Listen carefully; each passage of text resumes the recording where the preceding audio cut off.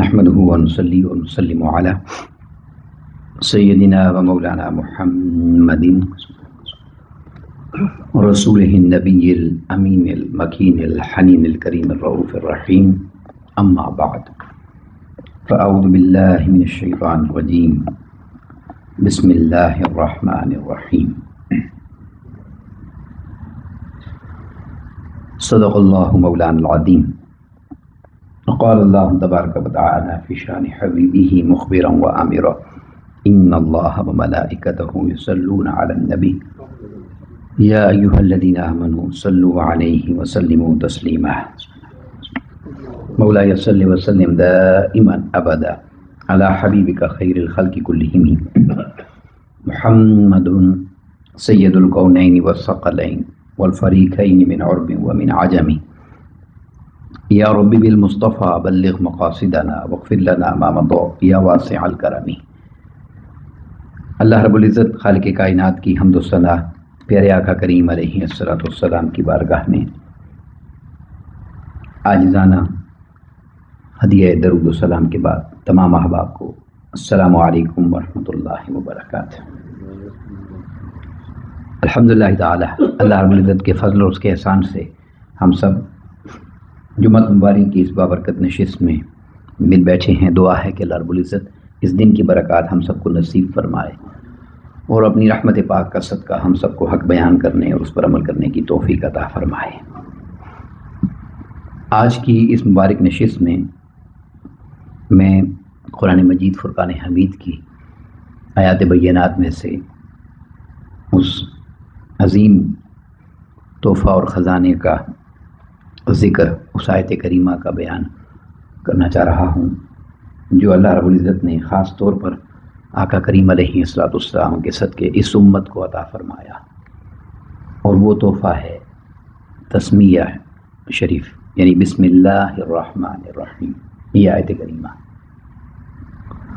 جسے اللہ رب العزت نے یہ عزت اور شان اور مقام عطا فرمایا کہ قرآن مجید فرقان حمید کی سوائے ایک سورہ توبہ کے ہر سورہ پاک کا آغاز اسی مبارک کلمے کے ساتھ فرمایا، بسم اللہ الرحمن الرحیم. اور قرآن مجید میں یہ کلمات جو ہیں وہ آیت کریمہ کے طور پر بھی سورہ نمل میں اللہ رب العزت نے اس کو بیان کیا، آیت نمبر 30 میں. میرے پاس یہ حضور شیخ الاسلام ڈاکٹر محمد طاہر القادری زمجدہ کی کتاب ہے جو کہ صرف بسم اللہ الرحمن الرحیم کی تفسیر میں ہے، تسمیۃ القرآن. اس میں سے اور چند ایک احادیث جو حضور سیدنا غوث العظم دستگیر رضی اللہ تعالیٰ عنہ غنیۃ الطالبین میں بسم اللہ الرحمن الرحیم کی فضیلت اور شان کے حوالے سے بیان فرمائیں، وہ چند ایک آپ کے سامنے عرض کرنا چاہ رہا ہوں. اور انشاءاللہ یہ گفتگو جو ہماری ہے امید کرتا ہوں کہ نیکسٹ جمعے میں انشاءاللہ اگلے جمعہ کو یہ مکمل ہو جائے گی انشاءاللہ. اس صورت آیت کریمہ کا ترجمہ بسم اللہ الرحمن الرحیم، اللہ کے مبارک نام سے شروع کرتا ہوں جو نہایت ہی مہربان ہے اور ہمیشہ اپنی مخلوق پر رحم فرمانے والا ہے. سب سے پہلے بنیادی طور پر جو چیز عرض کرنا چاہ رہا ہوں، جو بات سمجھنے والی ہے، وہ یہ ہے کہ قرآن مجید فرقان حمید کی جب ہم اس کے علم اور نالج کی بات کرتے ہیں، بالخصوص اسے سمجھنے اور پڑھنے کی بات کرتے ہیں، ترجمے کی، تو بہت سارے تراجم ہیں جو ہمیں ملتے ہیں جو 1400 سالہ تاریخ میں علماء کرام نے بیان کیے. میں بارہا یہ بات آپ کے سامنے عرض کرتا ہوں کہ اگر ہم علمی اعتبار سے دیکھیں تو ان تراجم کی بے شمار اقسام بنتی ہیں کہ وہ جو تفسیر قرآن مجید ہے یا ترجمہ ہے وہ کس اعتبار سے کیا گیا ہے. مگر سادہ بات سمجھنے والی یہ ہے کہ جو بھی تراجم آپ کو ملتے ہیں وہ دو طرح کے ہوتے ہیں. یا اس ترجمے کے اندر عالمانہ رنگ ہوتا ہے اور اس میں علم نمایاں دکھائی دیتا ہے، علمی بحثیں ہوتی ہیں، یا وہ ترجمہ عارفانہ ہوتا ہے جسے آپ عاشقانہ بھی کہہ سکتے ہیں. اور یہ بات ہمیشہ یاد رکھیں کہ عارف یا عارفانہ جب کہتے ہیں تو اس کا یہ مطلب ہرگز نہیں ہوتا وہ کہ وہ علم نہیں ہے، کیونکہ عارف کہتے ہی اس کو ہیں جو پہچان والا ہو، جو جاننے والا ہو، مگر فرق یہ ہوتا ہے کہ علم میں خطا ممکن ہے مگر عشق میں خطا نہیں رہتی، عشق میں خطا نہیں ہوتی۔ اور یہ ایک ایسی بحث ہے کہ جب یہ فرق بیان کیا جاتا ہے یا کسی ترجمے کو انسان اپنی طبیعت کے مطابق، اپنے ذوق کے مطابق وہ زیادہ قبول کرتا ہے یا زیادہ اس کو کوٹ کرتا ہے یا زیادہ اس کی بات کرتا ہے، تو اس میں کسی کے ساتھ اختلاف کی ضرورت نہیں ہے۔ میں آپ کو ایک سادہ سا قاعدہ اور کلیہ دے دیتا ہوں۔ قرآن مجید فرقان حمید کی 30 پارے اور 114 صورتیں تو بہت لمبا مضمون ہے۔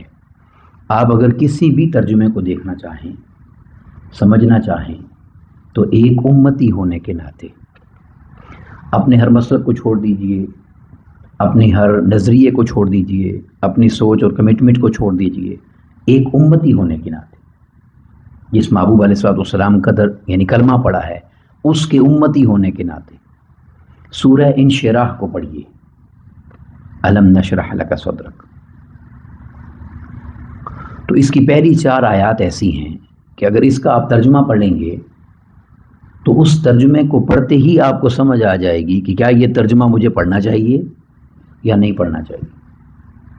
بالکل سادہ سا اصول میں نے آپ کو بتا دیا، یعنی قرآن مجید کی بے شمار مقامات ایسے ہیں جہاں سے اس بات کو سمجھا جا سکتا ہے، مگر یہ 4 آیات ابتدائی ایسی ہیں کہ اگر ان کو آپ پڑھیں گے تو اس میں آقا کریم علیہ الصلوۃ والسلام کی ذات مبارکہ کے حوالے سے اللہ رب العزت نے ایسا بیان کیا ہے کہ جب آقا علیہ الصلوۃ والسلام کی ذات مبارکہ کی بات کر کے الفاظ کا چناؤ کرتے ہوئے کوئی لکھے گا تو یہ بات پڑھنے والے کو سمجھ آ جائے گی کہ یہ آقا علیہ الصلوۃ والسلام کا ذکر کس انداز میں کر رہا ہے۔ تو پھر امتی کا اختیار ہے کہ اگر وہ الفاظ، وہ ورڈنگ یا وہ کلمات جو آقا کریم علیہ الصلوۃ والسلام کے لیے کہے گئے ہیں اس کا ذہن اگر قبول کرتا ہے تو لاکھ بار اس ترجمے کو پڑھے، اور اگر وہ الفاظ اس کو قبول نہیں ہوتے اور وہ سمجھتا ہے کہ آقا علیہ الصلوۃ والسلام کی شان کے مطابق یہ بات نہیں ہے تو پھر اسی صورت پاک کا کوئی اور ترجمہ لے لے۔ جب وہ کسی عاشق کا ترجمہ پڑھے گا تو وہی آیات اس کو ایسی مل جائیں گی اور ترجمہ اس کو ایسا مل جائے گا کہ وہ اسے قبول کرتا چلا جائے گا۔ اور یہ ایسی بات نہیں ہے کہ میں آپ کو کوئی ویسے ہی کہانی سنا رہا۔ سیدنا فاروق اعظم رضی اللہ عنہ کی بارگاہ میں ایک شخص حاضر ہوا اور اس نے کہا کہ مجھے عبسہ کی تفسیر بتائیے، سورہ عبسہ کی 30ویں پارے میں سورہ ہے۔ اور سیدنا فاروق اعظم رضی اللہ عنہ نے اپنی تلوار سے، اس نے جو امامہ پہنا ہوا تھا اس نوک سے اس امامے کو یوں اچھالا، اس کا سر ننگا کیا اور اس کے سر پہ بال تھے، تو آپ نے فرمایا کہ اگر تو گنجا ہوتا تو آج میری تلوار تجھے اس سورت کی تفسیر بتاتی۔ تجھے قرآن مجید میں کوئی اور صورت نہیں ملی تفسیر پوچھنے کے لیے، کیونکہ جیسے میں نے کہا نا یہاں پر وہاں بھی ایسا ہی ذکر ہے، آقا کریم علیہ الصلوۃ والسلام کی بارگاہ کا ذکر ہے۔ ایک نابینا آقا علیہ الصلوۃ والسلام کی بارگاہ میں آیا، سوال کر رہا تھا، آقا علیہ الصلوۃ والسلام کفار سے بات کر رہے تھے اور وہ بار بار آ کر کہتا تھا مجھے بتائیں، مجھے بتائیں، مجھے بتائیں، یہ نہیں مانیں گے، یہ نہیں مانیں گے۔ تو آقا علیہ الصلوۃ والسلام اس کو چھوڑ کر ان سے بات کرتے، تو وہ نابینا صحابی تھے، وہ رنجیدہ ہو کے بیٹھ گئے۔ تو رب کائنات نے اس واقعہ کو بیان کیا، عبس وتولی، جب آپ چہرہ پھیر کر ادھر مڑ گئے، ان جاءہ الاعمی، جب ایک نابینا آپ کے پاس آیا ہوا تھا۔ تو اب یہ بات ہے ساری جو اللہ رب العزت نے کی ہے، تو اس کو ان ترجموں کو وہ جب جو آقا علیہ الصلوۃ والسلام کی بارگاہ سے کے ادب سے خالی لوگ ہیں جب وہ اس کو بیان کرتے ہیں تو معاذ اللہ وہ یہ کہتے ہیں معاذ اللہ استغفر اللہ العظیم، کہ یہاں رب کائنات نے معاذ اللہ آقا علیہ الصلوۃ والسلام کے لیے سخت کلمات کہے، اور وہ جو اندر بغض ہے بے ادبی آقا علیہ الصلوۃ والسلام کی بارگاہ کی اس کا اظہار ترجمے میں کر دیتے ہیں، جو ایک عام شخص اپنی زبان پر بھی کلمات لا نہیں سکتا۔ اس لیے میں نے آپ کو یہ بات کہی اور یہ بنیادی طور پر سمجھا دی بات۔ قرآن مجید کی بے شمار مقامات ہیں، اب میں نے چونکہ 2 کا ذکر کر دیا، آپ سورہ عبسہ کی پہلی 4 آیات پڑھ لیں یا سورہ انشراح کی پہلی 4 آیات پڑھ لیں، تو آیات پڑھ کے ہی ترجمہ کرتے ہی آپ فیصلہ کر لیں گے کہ یہ ترجمہ لکھنے والا آقا علیہ الصلوۃ والسلام کا عاشق ہے یا اس کا کوئی تعلق اس بارگاہ سے نہیں ہے، بس اپنے علم کو جھاڑتا چلا جا رہا ہے، تو آپ یہ فیصلہ کر پائیں گے۔ اسی طرح یہ جو آیت کریمہ ہے بسم اللہ الرحمن الرحیم، اس کا ترجمہ بہت سارے لوگوں نے یہ کیا، شروع کرتا ہوں اللہ کے نام سے جو بڑا مہربان نہایت رحم فرمانے والا ہے، مگر جب یہی ترجمہ عاشقوں نے کیا، ادب والوں نے کیا، محبت والوں نے کیا، تو انہوں نے یہ نہیں کہا شروع کرتا ہوں اللہ کے نام سے، انہوں نے کہا اللہ کے نام سے شروع کرتا ہوں۔ اب الفاظ وہی ہیں، صرف ترتیب بدلی ہے، شروع کرتا ہوں اللہ کے نام سے اور اللہ کے نام سے شروع کرتا ہوں۔ اب ایک عام شخص کہے گا اس میں فرق کیا ہے؟ تو فرق یہ ہے کہ جب آپ یہ کہہ رہے ہیں کہ شروع کرتا ہوں اللہ کے نام سے، تو آپ نے حقیقت میں اللہ کے نام سے شروع نہیں کیا، آپ کا جملہ شروع سے شروع ہو رہا ہے، شروع کرتا ہوں، اللہ کا اس میں گرامی چوتھے نمبر پر آیا الفاظ میں۔ تو اگر آپ اللہ کے نام سے شروع کرنا چاہتے ہیں تو حقیقت میں یہ کہیں اللہ کے نام سے شروع کرتا ہوں۔ اب یہ اتنی باریکی کون دیکھتا ہے؟ وہی دیکھتا ہے کہ جو سمجھ رہا ہوتا ہے کہ جو میں کہہ رہا ہوں کیا وہ کر بھی رہا ہوں یا نہیں۔ قرآن مجید نے کہا نا لم تقولون ما لا تفعلون، تم وہ کیوں کہتے ہو جو کرتے نہیں ہو۔ تو جب یہ کہہ رہے ہیں کہ شروع کرتا ہوں اللہ کے نام سے، تو آپ نے اللہ کے نام سے شروع ہی نہیں کیا۔ یہ تو تب ہوگا جب کہیں گے اللہ کے نام سے شروع کرتا ہوں، تب حقیقت میں اللہ کے نام سے شروع ہوگا۔ تو یہ باتیں بہت چھوٹی ہیں، مگر اس کی گہرائی میں جائیں تو زمین آسمان کا فرق پڑ جاتا ہے۔ اس لیے یاد رکھیں جب بھی آپ ترجمہ پڑھنا چاہیں تو کسی عاشق کے ترجمے کو لیں، کسی محبت والے کے ترجمے کو لیں، تاکہ اس سے آپ کو محبت نصیب ہو، ادب نصیب ہو، اور حقیقت میں جو قرآن مجید کے اندر نور ہے اس کی آگاہی انسان کو مل جائے۔ اب یہ وہ آیت کریمہ ہے بسم اللہ الرحمن الرحیم۔ رات چونکہ ہم درس قرآن میں اس کا ذکر آ گیا تھا تھوڑا سا، تو دوستوں نے کہا کہ اس پر بات ہو بسم اللہ کی تفصیل میں، تو میں نے اس لیے اس کو آج یہ چنا ہے۔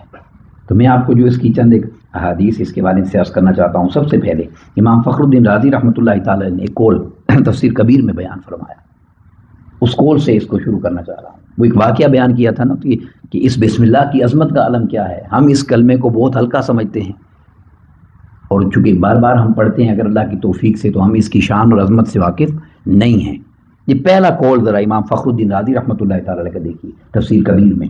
آپ بیان کرتے ہیں کہ اللہ رب العزت نے چاروں آسمانی کتابیں جو اللہ نے نازل فرمائی ہیں، چاروں آسمانی کتب، ان چاروں آسمانی کتاب کے جو علوم اس میں اللہ نے اتارے ہیں، جو بھی علم ان چاروں آسمانی کتابوں میں اترا ہے، اسے اللہ رب العزت نے قرآن مجید میں جمع کیا ہے۔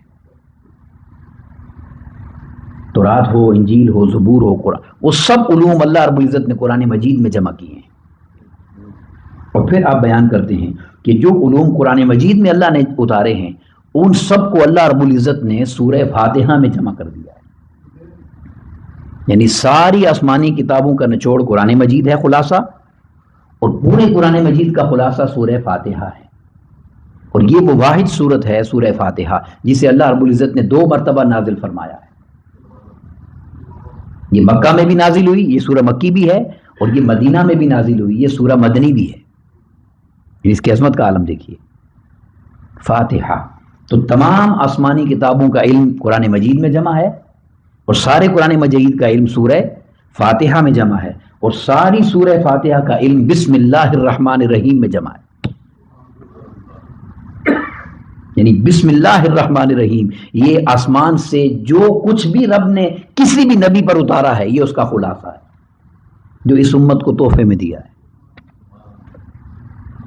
اور ایک حدیث پاک ہے، میں نے آپ کو کہا نا کہ میں آپ کو اونیت طالبین حضور سیدنا غوث العالم دستگیر رضی اللہ عنہ کی کتاب کا حوالہ دے رہا ہوں۔ آپ نے اس میں ایک حدیث پاک بیان کی کہ یہ آیت کریمہ وہ ہے بسم اللہ الرحمن الرحیم جو اللہ رب العزت نے ہر نبی کو دی، اور ہر نبی کو دے کر واپس لے لی، اور پھر آخر میں تحفتاً آقا علیہ الصلوۃ والسلام کو دی، اور فرمایا یہ آپ کی امت کے لیے ہے اور قیامت تک کے لیے آپ کے لیے۔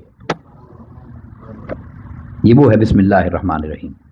تو فرمایا کہ تمام کتابوں کا علم قرآن مجید میں جمع ہے، سارے قرآن کا علم سورہ فاتحہ میں جمع ہے، اور ساری سورہ فاتحہ کا علم بسم اللہ الرحمن الرحیم میں جمع ہے۔ اب اس بسم اللہ کی عظمت کو دیکھیے، فرمایا ساری بسم اللہ کا علم اس کی صرف با میں جمع ہے۔ صرف ایک حرف با میں. اور حضور مولا کائنات علیہ السلام فرماتے ہیں کہ اس با کی تفسیر میں جانتا ہوں، کہ میں صرف اس با کی تفسیر کروں اگر تو 70 اونٹ کم پڑ جائیں اس تفسیر کو اٹھانے کے لیے. یہ ہے وہ کلام بسم اللہ الرحمن الرحیم جس کے لیے حضور سیدنا غوث العالم دستگیر رضی اللہ تعالیٰ عنہ نے جو حدیث بنیۃ الطالبین میں بیان کی، وہ حدیث ذرا سنیے. حضرت عطا رضی اللہ تعالیٰ، حضرت جابر بن عبداللہ رضی اللہ تعالیٰ روایت کرتے ہیں، دونوں صحابہ کرام، کہ جب اللہ رب العزت نے اس بسم اللہ الرحمن الرحیم کو نازل فرمایا، اب آپ سمجھ گئے نا کہ یہ کتنا بڑا عظیم کلمہ ہے. آگے بھی اس کی تفصیل آئے گی، مگر میں نے ایک بنیادی آپ کو چیز دے دی نا. تو فرماتے ہیں کہ جب اللہ رب العزت نے اس آیت کریمہ کو نازل فرمایا تو سارے بادل جو تھے وہ مشرق کی طرف دوڑ گئے. آسمان پر جو بادل پھیلے ہوتے ہیں نا، وہ مشرق کی طرف جمع ہو گئے ایک طرف، اس آیت کریمہ کے نزول کے ادب میں. وہ فرماتے ہیں کہ جو جہاں ہوا چل رہی تھی وہ ہوا رک گئی. یہ وہ کلام اللہ رب العزت اتار رہا تھا اپنے محبوب پاک پر. اور پھر فرمایا کہ سمندر میں موجیں اٹھنے لگی، طغیانی آ گئی. اور پھر فرماتے ہیں آقا علیہ السلام نے فرمایا کہ روئے زمین پر بسنے والا ہر جانور وہ کان لگا کر سننے لگ گیا کہ رب اپنے محبوب کو کیا تحفہ عطا فرمانے لگا. ہر جانور نے کان لگائے. اور پھر آقا علیہ السلام نے فرمایا کہ رب کائنات نے شیاطین پر آگ کے انگارے برسائے آسمان سے اور انہیں دور کیا. کیوں؟ کہ یہ خاص بات تھی اور وہ اس لائق نہ تھے کہ سنیں. جانور سن رہے ہیں مگر شیاطین کو آگ کے انصارے برسا کر دور کر دیا. اور یہ سب کچھ کر کے جب ماحول یہ بنا ہوا تھا تو آقا علیہ السلام نے فرمایا اللہ رب العزت نے اپنی عزت اور جلال کی قسم کھائی، اپنی عزت اور جلال کی قسم کھائی. اور اپنی عزت اور جلال کی قسم کھا کر رب کائنات نے فرمایا کہ یہ وہ آیت کریمہ میں نے تمہیں عطا کر دی ہے جس بیمار پر پڑھو گے میں اسے شفا عطا کر دوں گا. بسم اللہ الرحمن الرحیم، یہ کلمات 19 حروف جس بیمار پر پڑھو گے. اب یہاں ایک بات عرض کرنا چاہتا ہوں کہ آگے اس حدیث ہے مگر یہاں ایک جملہ عرض کرنا چاہتا ہوں. ممکن ہے میں پڑھوں اور شفا نہ ملے، آپ پڑھیں اور شفا نہ ملے، ایسا ممکن ہے. کیوں؟ کہ پڑھنے والی زبان بھی تو پھر ویسی ہی ہونی چاہیے. زبان بھی تو پڑھنے والی ہو تو پھر بات بنتی ہے نا. وہ بابا فرید نے مٹی پر پھونک ماری تھی نا بسم اللہ پڑھ کے تو وہ سونا بن گیا تھا. کوئی غریب مانگنے آیا تھا، مٹی پر بسم اللہ پڑھی، وہ سونا بن گیا. وہ اٹھا کے لے گئے مٹی کے ڈیلے، جا کر بتایا وہاں کے مولویوں کو، علماء کو، بھائی بابا فرید نے کیا پڑھا کہ یہ سارا سونا بن گیا؟ انہوں نے کہا بسم اللہ. انہوں نے ساری مٹی اکٹھی کروائی اپنے مدرسوں کے اندر اور سارے طالب علم بٹھا دیے، پڑھو بسم اللہ الرحمن. وہ ساری رات پڑھتے رہے، وہ مٹی کی مٹی ہی رہی.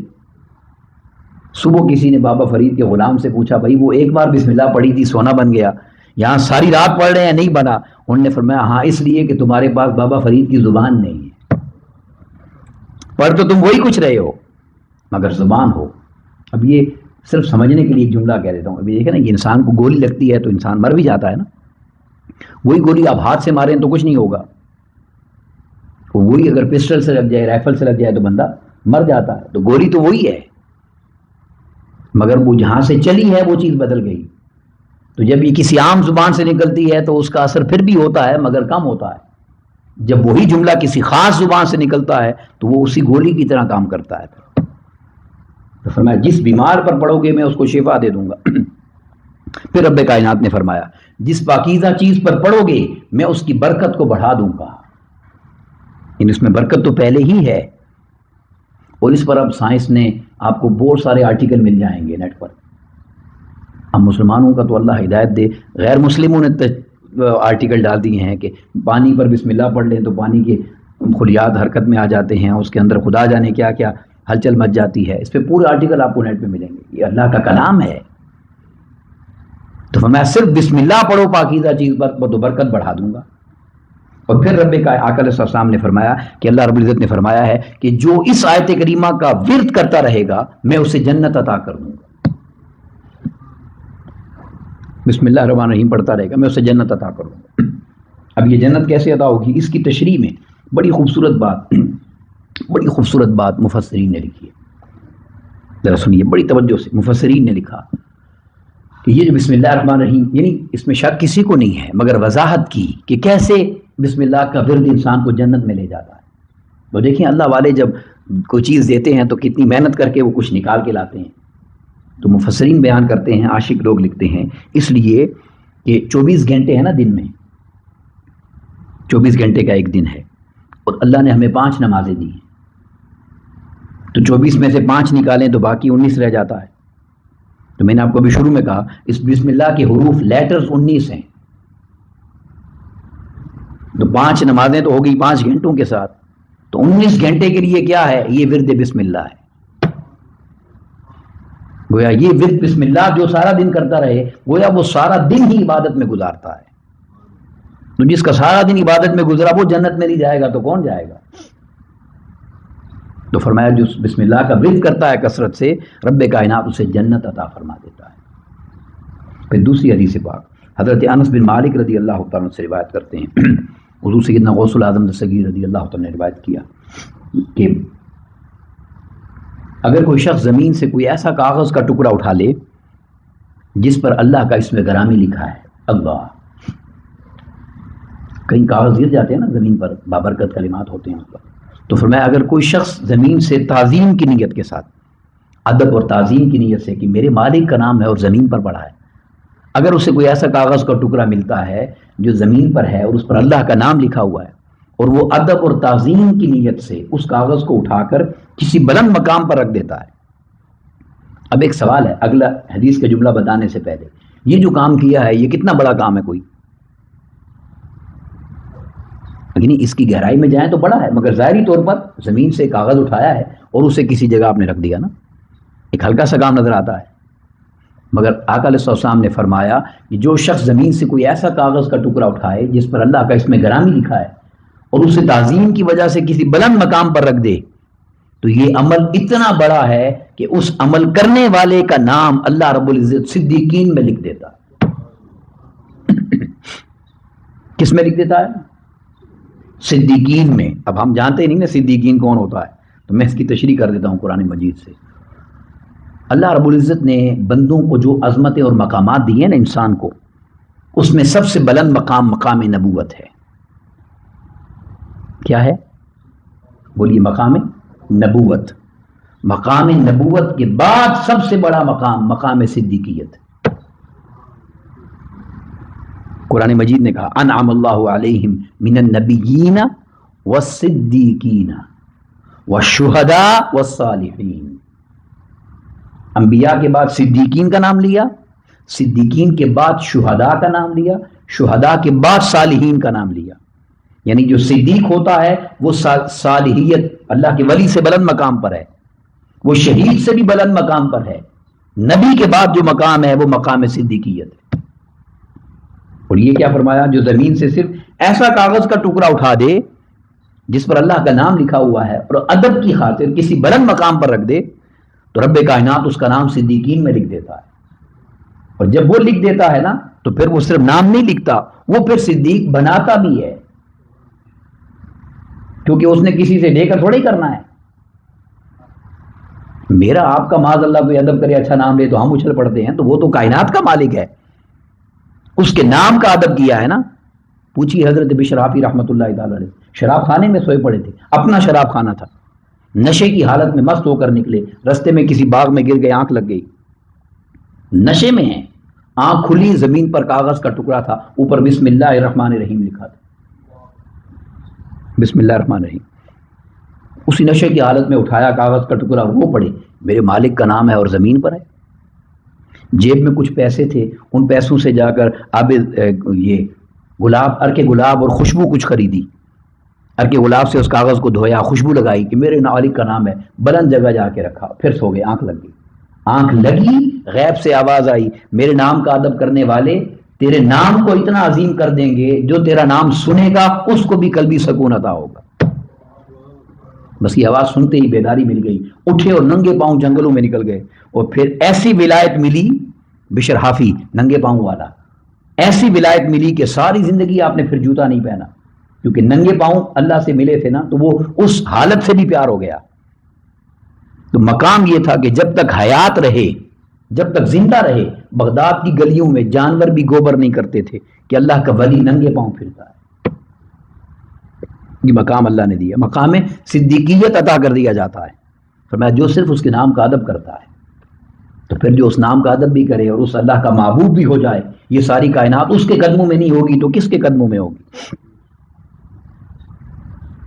تو پھر فرمایا آقا علیہ الصلوۃ والسلام نے کہ جو شخص یہ کام کرتا ہے، اس اللہ کے نام کا صرف ادب کر لیتا ہے، اس سے اللہ رب العزت اس کا نام صدیقین میں لکھ دیتا ہے۔ اور یہ فرما کر پھر آقا علیہ السلام نے فرمایا کہ اس کے والدین سے، یہ جملہ غور سے سنیے گا، وہ عمل کرنے والے کے والدین سے اللہ عذاب ہلکا کر دیتا ہے، بے شک وہ مشرک ہی کیوں نہ ہو۔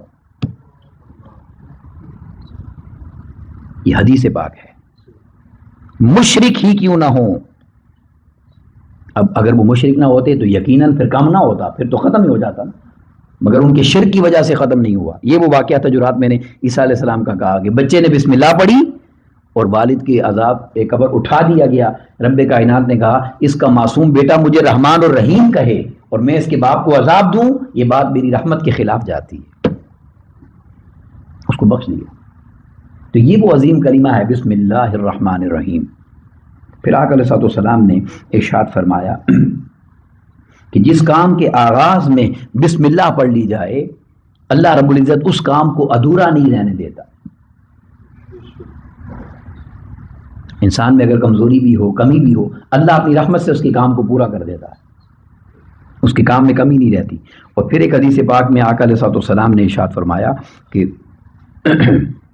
سنن ابی داؤد شریف کی حدیث ہے، آقا علیہ الصلوۃ والسلام نے ارشاد فرمایا کہ یہ بسم اللہ الرحمن الرحیم اتنا عظیم کلمہ ہے کہ اگر کوئی شخص وضو کرتا ہے اور وہ وضو سے پہلے بسم اللہ نہیں پڑھتا، اللہ اس کا وضو ہی اپنی بارگاہ میں قبول نہیں کرتا، ناقص ہوتا ہے اس کا وضو۔ ہمیں ہر کام سے پہلے جو بسم اللہ پڑھنے کا کہا گیا، میں جس نے وضو کیا اور بسم اللہ نہیں پڑھی اس کا وضو قبول نہیں ہوتا۔ تو وضو نہیں ہو تو نماز کہاں سے ہوگی؟ یہ تو نہ ہونے کی بات ہے نا۔ تو اگر کر لے کوئی تو پھر کیا ہوتا ہے؟ آقا علیہ الصلوۃ والسلام نے فرمایا جس دعا کے آغاز میں بسم اللہ پڑھ لی جائے، اس کلمے کی عظمت کا عالم یہ ہے اللہ اس دعا کو کبھی رد نہیں کرتا، کبھی رد نہیں ہوتی وہ دعا جس کے آغاز میں کیا پڑھ لیا جاتا ہے؟ بسم اللہ الرحمن الرحیم۔ اللہ کے نام سے شروع کرتا ہوں جو نہایت مہربان ہے اور ہمیشہ اپنی مخلوق پر رحم فرمانے والا ہے۔ تو یہ وہ یعنی عظیم کلمہ ہے جو اللہ رب العزت نے آقا کریم علیہ الصلوۃ والسلام کے صدقے سے اس امت کو تحفے کے طور پر عطا فرمایا ہے، اس امت کو تحفے کے طور پر عطا فرمایا ہے۔ اب یہ اس میں راز کیا ہے اس بسم اللہ الرحمن الرحیم کی، ہم اس سے اگلے جمعے پہ اس پر مکمل کر لیں گے بات کو، مگر ایک بات عرض کرنا چاہتا ہوں، آپ بھی تھوڑا اس پر دیکھیے گا، اگر پڑھنے کا شوق ہے ذوق ہے تو ذرا دیکھیے گا۔ میں جملہ آپ کو ایک بتا دیتا ہوں جس سے ہم اگلی بات شروع کریں گے کہ ظاہری طور پر اللہ رب العزت کے 3 نام ہیں اس کے اندر۔ اللہ اس میں ذات ہے، الرحمن الرحیم یہ اس کی صفات ہیں، یہ 3 اسماء گرامی ظاہری طور پر ہیں، مگر حقیقت یہ ہے کہ اس میں اللہ رب العزت کے اتنے اسماء گرامی ہیں کہ جن کو شمار بھی نہیں کیا جا سکتا۔ کیوں کہ دیکھیں وہ ہمیں جب کہہ رہا ہے کہ اپنا، میں ایک سوال پر اپنی گفتگو آج مکمل کر رہا ہوں، اسی سے ہم شروع کریں گے اگلے جمعے انشاءاللہ۔ اللہ رب العزت نے ہمیں کہا کہ ہر کام میرے نام سے شروع کرو، ٹھیک ہے، تو اس نے اپنا کلام اپنے نام سے شروع کیوں نہیں کیا؟ پہلے تو با سین میم بسم ہے نا لفظ، آگے اللہ ہے، تو سوال یہ ہے کہ جب ہمیں یہ فرما رہا ہے کہ ہر کام میرے نام سے شروع کرو، تو اس نے خود اپنا کلام اپنے نام سے شروع کیوں نہیں کیا؟ اس کی حکمت کیا ہے؟ تو حکمت بھی عرض کرتا ہوں مگر جواب بتا دیتا ہوں کہ یہ ہمیں لگ رہا ہے کہ اس کے نام سے شروع نہیں ہوا، مگر ہوا اسی کے نام سے شروع ہے۔ اس کی وضاحت انشاءاللہ اگلے جمعہ مبارک میں ہم کریں گے۔ دعا ہے کہ اللہ رب العزت ہمیں اپنے قرآن کا نور اور اس کا فہم عطا فرمائے، اور اپنے کلام سے، اپنے ذکر سے ہمیں محبت عطا فرمائے، اور اس بسم اللہ الرحمن الرحیم کی عظمت کا صدقہ ہم سب پر خصوصی رحمت نازل فرمائے۔ وما علینا الا البلاغ المبین۔ السلام علیکم ورحمۃ اللہ وبرکاتہ۔